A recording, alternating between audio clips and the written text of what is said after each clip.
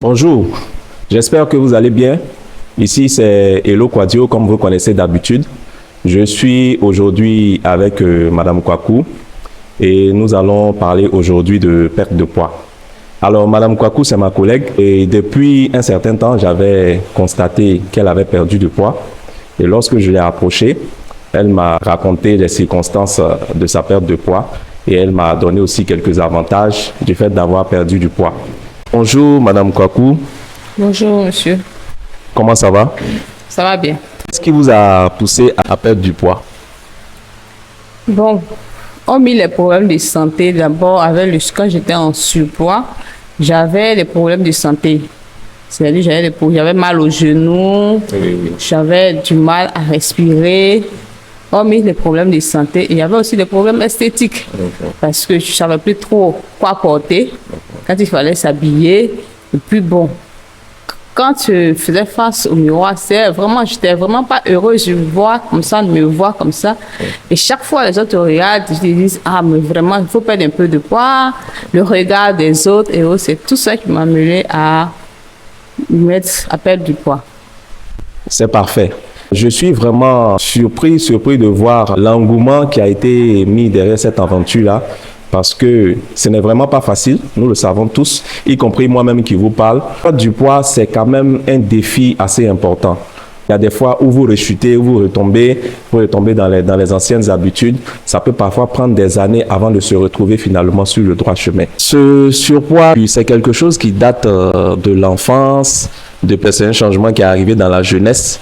Ou bien c'est après les maternités, ou bien après avoir eu de l'emploi, parce qu'on dit aussi que quand tu commences à travailler, la peur du cœur, tu commences à grossir. Donc, on aimerait savoir un peu, depuis quand est-ce que ça dure? Bon, moi, c'est après les maternités, parce que j'ai eu 3 maternités, on veut dire de façon successive. Et le poids de la grossesse, les femmes savent que pendant la grossesse, nous prenons du poids. Et pour perdre le poids de la grossesse, c'était un peu difficile. Et quand j'ai eu 3 maternités, vous imaginez un peu ce que ça avait donné. Donc vraiment, c'était compliqué. Donc c'est après les maternités que j'ai pris du poids. Et c'était difficile de perdre ce poids-là. J'ai essayé plusieurs fois, ça n'allait pas. Et jusqu'à ce que je trouve la bonne méthode pour obtenir ce résultat. Waouh! Bravo déjà. Je suis vraiment curieux de connaître cette méthode miracle qui a permis d'obtenir ce changement. Auparavant, tu pesais combien?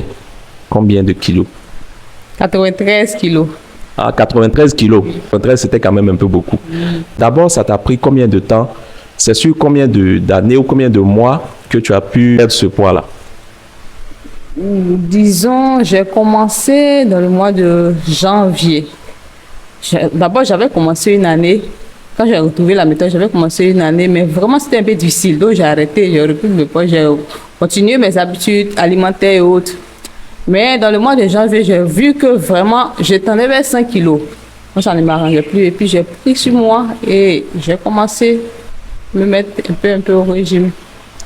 D'accord. Donc on peut dire que c'est récent. Quand tu as dit le mois de janvier, j'avais pensé au mois de janvier 2022.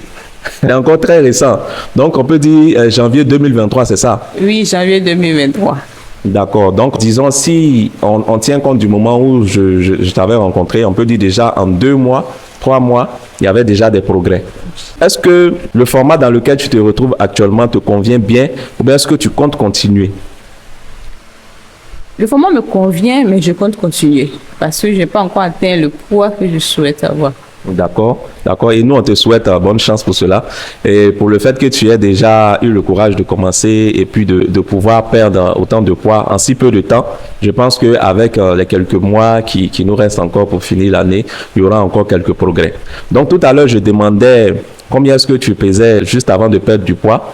Et tu as dit 93 kilos, c'est ça? Maintenant, après ces quelques mois de charbonnage, d'efforts, de privation et tout ça, aujourd'hui, tu pèses combien de kilos? 85. 85 kilos, waouh! Donc, on peut dire qu'il y a 8 kilos en moins. Et puis, en si peu de temps, 8 kilos, ça c'est bien. Donc, 85 kilos, le poids idéal pour toi, ça serait quoi? 75 kilos. À 75 kilos. Et vu qu'il y a déjà des progrès, je pense qu'avec le temps, cet objectif sera atteint. En dehors des problèmes de santé que cela occasionnait, est-ce que de façon générale, même si on met de côté tous les problèmes de santé que ça t'a occasionné, est-ce que tu te sentais à l'aise dans ce surpoids? Est-ce que tu te sentais à l'aise? Non, pas du tout. Je me sentais pas à l'aise. Comme je l'ai dit là, je me sentais pas à l'aise parce que d'abord, même quand tu voulais prendre un vêtement, c'est un peu compliqué. Parce qu'il y a des choses que tu ne pouvais plus te permettre. Et puis, en dehors de ça aussi, quand tu es avec les autres, tes frères ou tes amis, tu te sentais un peu gêné par rapport à mon poids. Quand tu te lèves, tout le monde va te regarder. Certains vont admirer, mais toi, dans ton fond intérieur, tu sais que tu ne te sens pas à l'aise, tu n'es pas bien, toi, parce qu'il y a des choses, il y a des vêtements que tu voulais porter, que tu ne peux plus porter. Et donc, ça ne t'arrange pas vraiment. Dans toute cette aventure, est-ce que tu as été spécialement suivi par quelqu'un de proche qui surveillait tes progrès, à quelqu'un à qui tu as pris des engagements, à qui tu as dit que tu allais perdre du poids?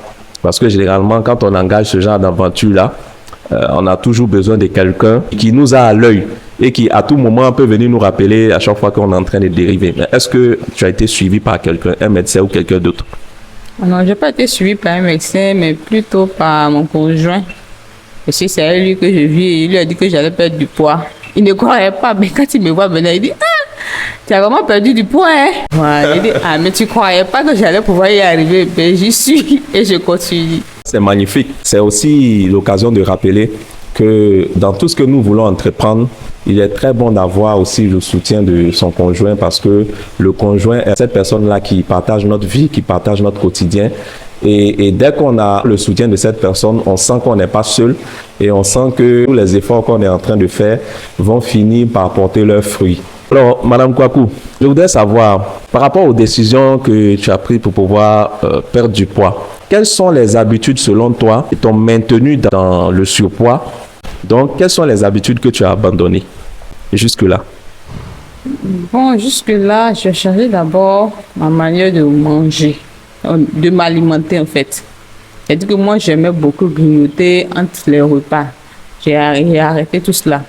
Puis j'ai changé même le rythme carrément des repas. Il y a des repas même que je saute. Et quand je fais cela, je vois que bon, ça va quoi, ça me va. Ça n'a pas été difficile de faire ce shift, comme le disent les anglophones, de faire ce changement-là. Ça n'a pas été difficile? C'est difficile. Je ne parle même pas ça. C'est difficile. Juste à présent, c'est difficile. Il y a des moments où tu n'as pas vu. Mais bon, comme tu as un objectif à atteindre, donc tu fais fi de tout ça et puis tu continues. Est-ce que tu as pratiqué du sport aussi? Franchement, non. Je suis très paresseuse. En dehors du sport, il y a souvent ce qu'on appelle l'activité physique, qui n'est pas forcément le sport, mais qui peut être par exemple la marche. Parce que souvent, certains décident des distances sur lesquelles ils empruntaient, par exemple, les taxis sur une distance de 500 mètres ou d'1 kilomètre. Ils décident de marcher plutôt que d'emprunter. Ça aussi, c'est de l'activité physique. Il y en a, par exemple, lorsqu'ils sont à la maison, ils font la lessive, ils essaient de nettoyer dans la maison, laver la douche, faire en tout cas des activités qui vont les faire un peu transpirer. Qu'est-ce que ce genre d'activité physique en dehors du sport, là, si tu faisais ça souvent aussi? Oui, ça on le fait. Je faisais ça et je continue encore de le faire. C'est on fait le ménage et autres. Je fais le ménage, je fais la cuisine. Bon. Je marche, mais bon, je ne dis pas que je fais la base sportive, mais souvent je marche un peu. De temps en temps. C'est super. Selon toi, le fait d'avoir été à un moment donné en surpoids, c'est vrai que c'est après les maternités, c'est quelque chose d'héréditaire. Est-ce que dans la famille, il y a des frères ou des sœurs ou bien les parents qui ont déjà vécu ces situations de surpoids? Non, pas dans chez moi. Chez moi, il n'y a pas de surpoids. C'est moi seul qui avait ce problème-là, à cause des maternités. Sinon, dans la famille, non, il n'y a pas de surpoids. Il n'y a pas de personnes obèses ou... Bon, obésité, c'est un peu trop dit, mais en surpoids, non. Aujourd'hui, il y a eu un changement après tous ces efforts qui ont été menés au bout de quelques mois. Dieu merci, des résultats ont commencé à se faire ressentir. Comment est-ce que tu te sens dans ton nouveau format? Je me sens bien, je me sens en bonne santé, en pleine forme. Je me sens heureuse parce que je peux mettre tout ce que je veux comme vêtements, bien sûr. Le fait d'être en surpoids, ça peut aussi provoquer des complexes. Bien sûr, le fait d'être en surpoids peut provoquer des complexes. Hein. Bien sûr, quand tu es en surpoids, quand tu te retrouves en public, même si les gens n'ont pas de sur toi, si les gens ne te regardent pas, tu as l'impression que tout le monde te regarde. Si certaines personnes parlent entre elles, tu as l'impression qu'on parle de toi. Donc, ça vraiment cause des problèmes de complexe. Tu te fais des films, comme mon monsieur peut me dire ainsi. Donc, c'est compliqué. Waouh. Je peux demander, Madame Kwaku, est-ce que le regard des autres a aussi été un élément catalyseur pour la prise de cette décision? Ça a été l'un des facteurs déclencheurs aussi? Oui, je peux dire oui. Et puis, plus moi-même. Parce que c'est vrai que les autres se regardent, mais c'est plus moi-même, je me regardais et ce que je voyais ne me plaisait pas du tout. Et moi-même, ma propre conscience qui me grondait et tout ça. C'est cela même qui m'a beaucoup poussé à chercher à vraiment perdre du poids.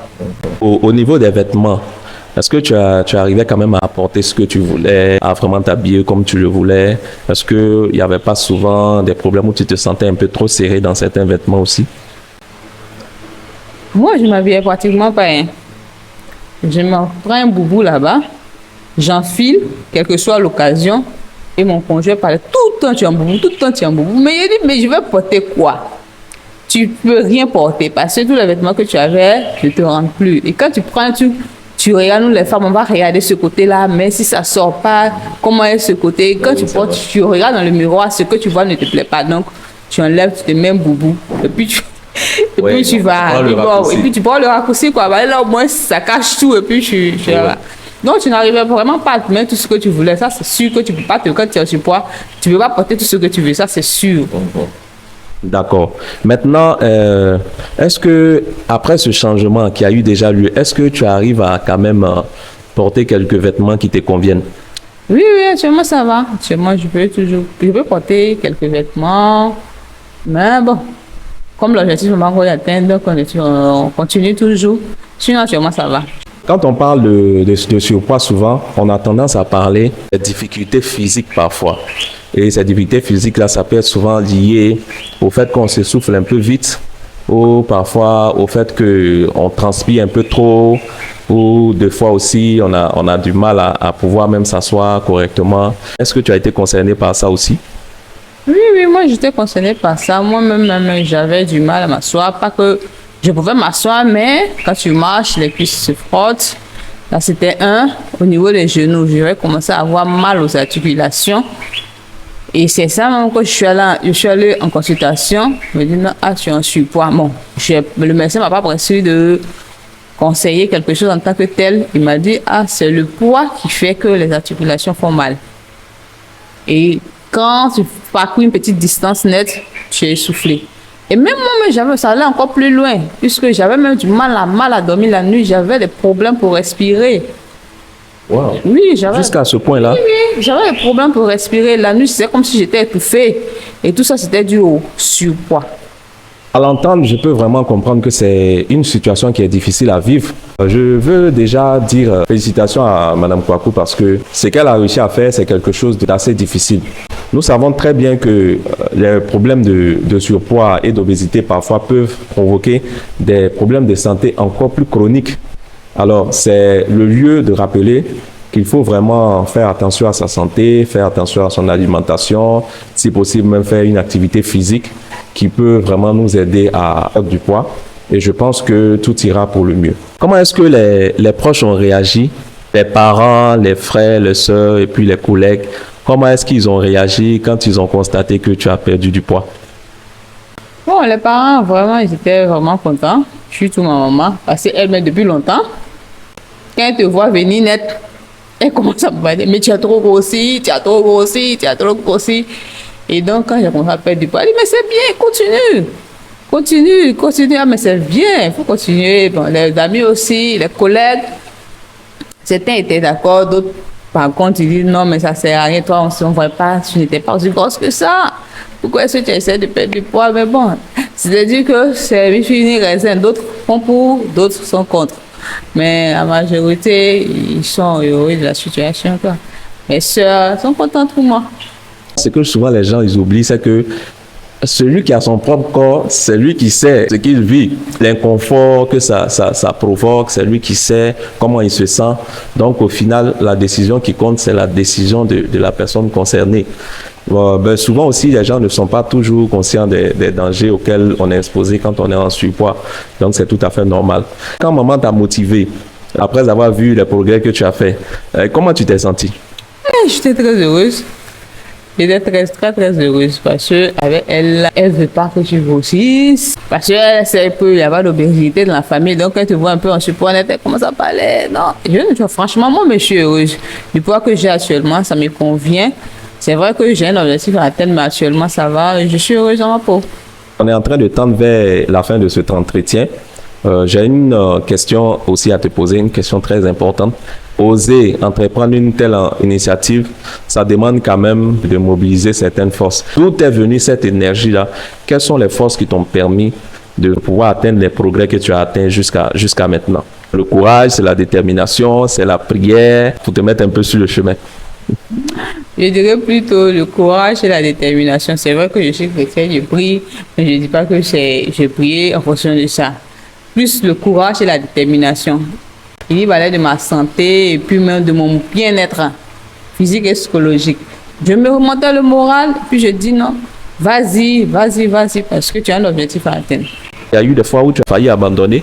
Bien sûr, il y a eu des fois où j'ai failli abandonner. Il y a des fois où j'avais commencé, arrivé un moment où je ne tenais plus, j'ai abandonné, j'ai retourné dans mes vieilles habitudes. Et puis, j'ai regardé et dit, mais attends, qu'est-ce que tu fais comme ça? Et j'ai repris encore et je continue. Continuer jusqu'à commencer à atteindre l'objectif. On peut dire qu'on est quand même très proche de l'objectif parce que déjà, de 93 à 85, on peut dire que c'est déjà la moitié.